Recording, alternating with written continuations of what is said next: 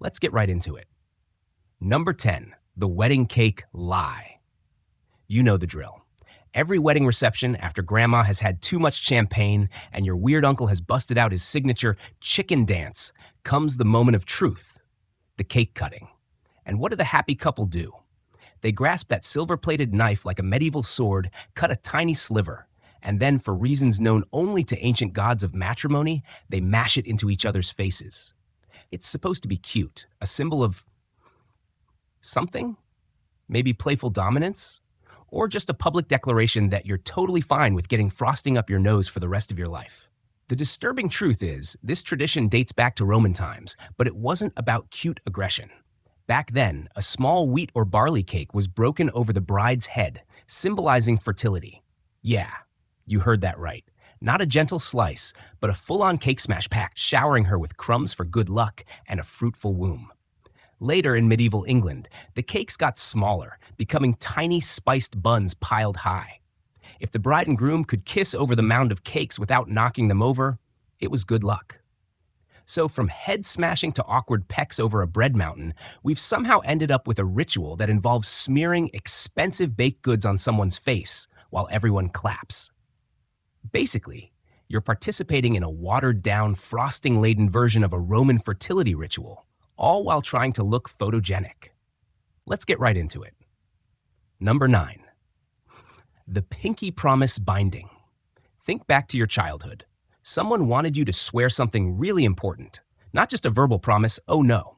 This required the sacred, unbreakable bond of the pinky promise. You'd intertwine your smallest fingers, usually with some dramatic incantation about cross my heart and hope to die, sealing the deal with an ironclad child logic contract. Breaking it meant instant bad luck, a lifetime of regret, or maybe just a really awkward playground confrontation. But where did this seemingly innocent gesture come from? Well, some historians trace it back to 19th century Japan, where it was part of a formal oath among Yakuza members. Not exactly the innocent playground scenario, is it? For them, breaking a pinky promise, called yubikiri, meaning finger cutting, could literally mean having to cut off your pinky finger as a sign of penance. Yes, you read that right. A finger-cutting ritual to atone for a broken promise. So, every time you innocently hook pinkies with your kid or a friend, you're unwittingly reenacting a ritual that once involved self-mutilation as a consequence for perjury.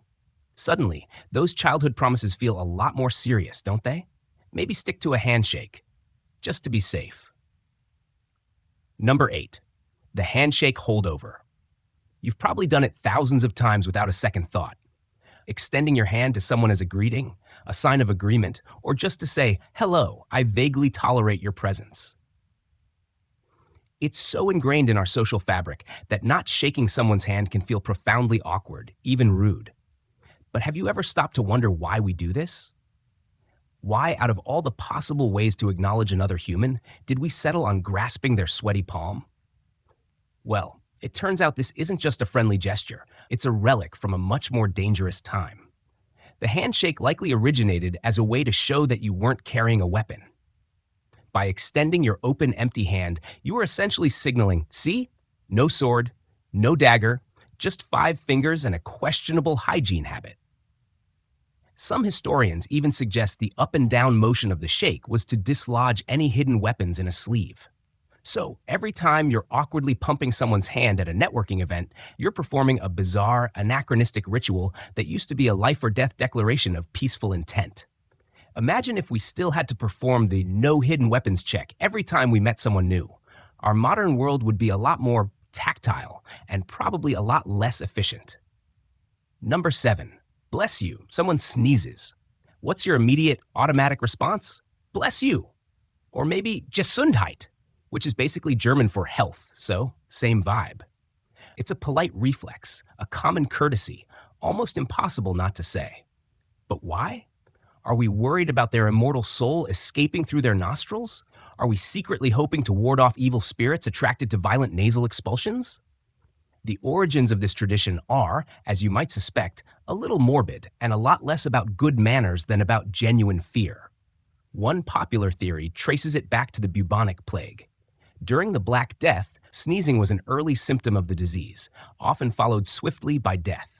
So, saying, "God bless you" was a desperate, immediate prayer for the sneezer's survival, a tiny plea to ward off impending doom. Another theory suggests the belief that a sneeze momentarily expels your soul from your body, and a blessing was meant to prevent evil spirits from snatching it before it could return. So, the next time someone lets out a sudden, explosive achoo, and you instinctively offer a blessing, remember you're channeling centuries of fear about pestilence and soul snatching demons, all wrapped up in a polite little phrase. Number 6, why we knock on wood. You've just bragged about how your computer hasn't crashed in months, or how you've never gotten a speeding ticket. What's the immediate, almost involuntary follow up? A quick rap on the nearest wooden surface. "Knock on wood," you mutter, as if a rogue jinx goblin is lurking nearby, waiting to instantly undo your good fortune. This isn't just a quirky habit, it's a deeply ingrained superstition, a bizarre attempt to ward off bad luck after tempting fate. But where did this seemingly innocent act come from? The origins are a bit murky, but most theories point to ancient pagan beliefs. Many cultures, particularly Celtic ones, believed that trees housed spirits, either good or bad. By knocking on wood, you were either invoking the protection of benevolent tree spirits, essentially asking them to confirm your good fortune, or, more sinisterly, you were knocking on the wood to wake up any malicious spirits hiding within and warn them not to interfere. Another theory suggests it was a way to give thanks to the spirits for existing good fortune, almost like a spiritual thank you note. So, the next time you tap on your desk after declaring yourself immune to spilled coffee, remember you're performing a ritual that harkens back to a time when people believed talking trees might literally smite you for hubris. Basically, your internal superstitious caveman is still alive and well, just trying to keep the forest spirits happy. Number 5, the perils of crossing paths. You're walking along, minding your own business, and suddenly a black cat saunters across your path. Or maybe you're out and about and someone opens an umbrella indoors. What's the instant gut-level reaction for many? A tiny shiver of dread, a whisper of bad luck. These aren't just quaint old wives' tales. They're deeply embedded in our collective consciousness, even for those of us who claim to be completely rational. The fear of a black cat crossing your path, for instance, goes way back to medieval superstitions, particularly during the witch hunts. Black cats were often associated with witches and considered their familiars, or even witches themselves in animal form. Their crossing your path was seen as a sign of ill omen, a curse about to befall you. As for opening an umbrella indoors, that one likely has a few origins. One theory suggests that umbrellas were once seen as protection from storms and evil, so opening one indoors, where no protection was needed, was an insult to the protective spirits, inviting their wrath. Another, more practical theory is that early umbrellas were clunky, dangerous contraptions, and opening them indoors was simply an easy way to poke someone's eye out or break something valuable. So while your rational brain knows a cat is just a cat and an umbrella is just a tool, a tiny ancient part of your psyche is still screaming, "Danger!" It's less about actual peril and more about the deeply ingrained psychological echoes of a time when every shadow held a potential curse. Number 4, salt over your shoulder. Picture this. You're in the kitchen, perhaps attempting a culinary masterpiece, and disaster strikes. You accidentally knock over the salt shaker. What's the immediate, almost involuntary reaction for many? A quick pinch of salt tossed over your left shoulder. Why? Are you trying to season an invisible gremlin? Are you offering a tribute to the floorboards? This isn't just a quirky habit. It's a deeply ingrained superstition that, like many others, stems from centuries of fear and ancient beliefs about good versus evil. The superstition dates back to Roman times, where salt was incredibly valuable. Hence the word salary, from salarium. It was also believed to be a powerful repellent against evil. Judas Iscariot, in Leonardo da Vinci's The Last Supper, is famously depicted having spilled salt, linking it to betrayal and bad luck. The belief was that the devil or evil spirits lurked over your left shoulder, waiting for an opportunity to cause mischief. By tossing salt over your left shoulder, you were essentially blinding or appeasing these lurking demons, preventing them from capitalizing on your misfortune. So, The next time you clumsily shower your floor with white crystals and you instinctively throw a pinch over your shoulder, remember you're performing a tiny, desperate exorcism, trying to ward off ancient evil with a condiment. Number 3, why we clink glasses. You're at a celebration, surrounded by friends, and someone proposes a toast. What's the universal gesture before you take a sip? Everyone clinks their glasses together, a satisfying chime echoing through the room. It feels celebratory, a unifying gesture of camaraderie. But why do we do it? Is it just to make a pretty sound? Or is there something more ancient and, dare I say, a little paranoid behind this seemingly innocent ritual? One popular theory dates back to medieval times, when poisoning was a disturbingly common method of dispatching rivals. To ensure your drink wasn't laced with something nasty, you would vigorously clink your glasses together, causing some of the liquid to slosh from your cup into your companions. If they were reluctant to drink after the exchange, well, you knew something was up. Another theory, perhaps less sinister, suggests that clinking glasses was meant to involve all 5 senses in the toast. You could see the drink, smell it, taste it, and feel the glass. But the clink added the sense of hearing, making the experience complete. So, the next time you enthusiastically clink glasses with your friends, remember, you're either performing a diluted version of an ancient poison check or ensuring a full sensory experience, all while hoping no one is trying to off you with a sneaky dose of hemlock. Number 2, the no hat indoors rule.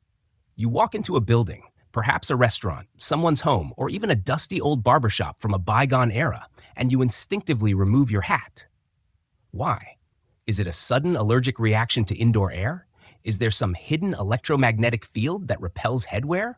This seemingly polite gesture, deeply ingrained in social etiquette, has roots that are a surprising mix of practicality, religious reverence, and military discipline. In ancient and medieval times, removing your helmet or hood in someone else's presence was a sign of trust and respect, indicating you weren't about to attack. It showed you were unarmed and vulnerable, a declaration of peaceful intent. Think of knights raising their visors. Later, in religious contexts, removing head coverings became a sign of humility and reverence when entering sacred spaces. It was also adopted by the military, where removing one's cap or helmet when indoors, especially in the presence of a superior, signified respect and deference.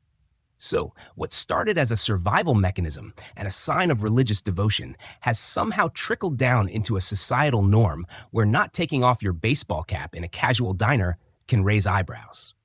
Basically, you're performing a silent ancestral ritual that says, I'm not going to stab you, and I also respect the spiritual sanctity of this cheesecake factory.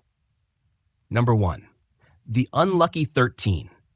You've probably noticed it. Many tall buildings magically skip the 13th floor, jumping straight from 12 to 14. Some airports avoid gate 13, and in many places, Friday the 13th still sends a shiver down people's spines. This isn't just a random cultural quirk. It's a full-blown phobia known as triskaidekaphobia. And it has a fascinating, if somewhat convoluted, history. The number 13 has gotten a bad rap from multiple sources. In Norse mythology, a banquet of 12 gods was ruined by the arrival of an uninvited 13th guest, Loki, leading to the death of the beloved god Baldur.